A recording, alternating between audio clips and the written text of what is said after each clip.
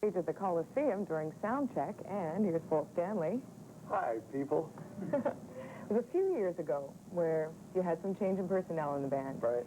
And you went back to going from outside producers to handling the sound of the band yourself. Right. Now, were there things that you were reading from your audience at that time? Well, I don't think it ever reached anything like that. I think we ran out of people who would tolerate us in the studio.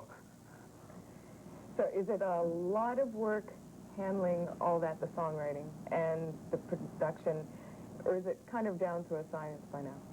Well, you know, I just go in there and I do what I do best, and that's kind of sit behind the control board and make believe I'm principal of school. It's really fun.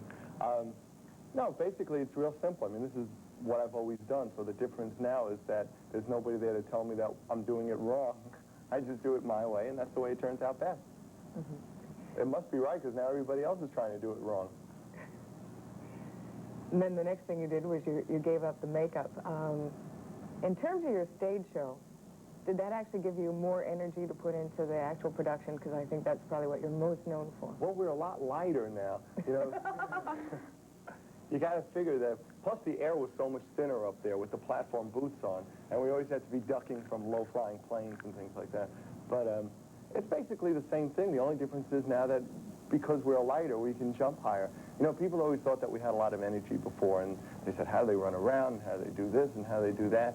We basically do more now than we ever did. I think the band is much, much stronger than it ever was. Is there anyone... I wouldn't lie. Anyone in particular you work with to design your stage set? No, not really. No. You know, I mean, you know, if you let your mind go a little off the beaten track, you can come up with some very interesting things. All you got to remember is that there's no such thing as can't. And as long as you can dream it, you can build it. You can build it if you can dream it. So in your current show, where did the idea start of what you wanted the stage to look like and look like to the audience? Well, it was probably, we had a late meal of Italian food, and probably around 3 or 4 in the morning, we all woke up with the same bad dream, and that's this stage. This stage is, I guess it's just, it's a big playground for us. You know, we have risers that bring us up to different levels, and we can go play up in the lighting system, which is 25 feet up in the air, and we can basically get out to the audience because we have the stage designed so we can pretty much reach them. I mean, basically, you know, we were the kids in the audience who got up on the stage, and now what we're trying to do is get back into the audience.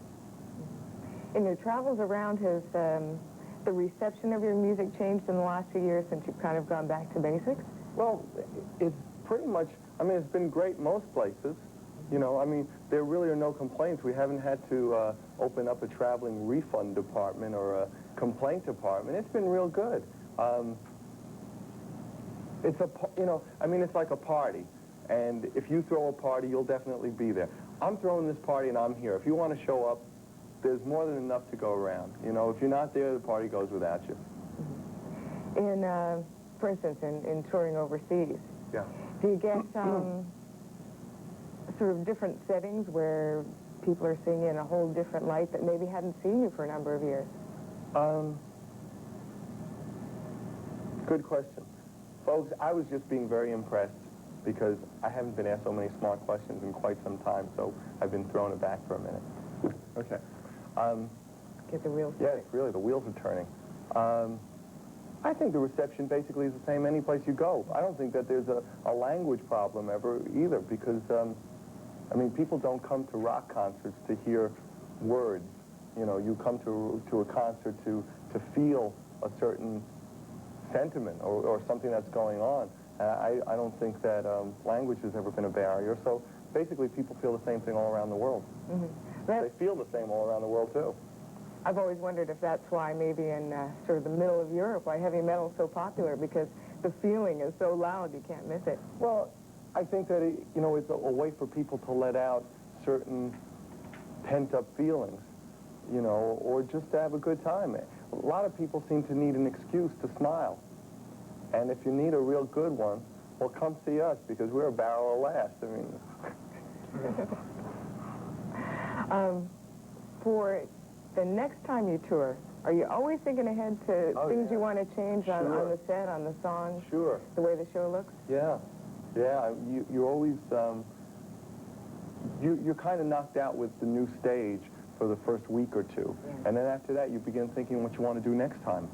And the next show is going to be so big, we're traveling with an arena. Animals, too?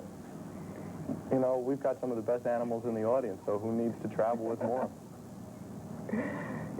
Any ideas you can give away about what you're thinking about for next time? Not really, because in light of the fact that there seem to be so many bands cropping up now that seem to have taken a liking to our approach, the last thing I would do before a tour is over is tell them what we're doing next time. We'll be surprised then. Me too, probably. Okay, thanks Great. a lot. Sure. I'm Ellie O'Day for Switchback.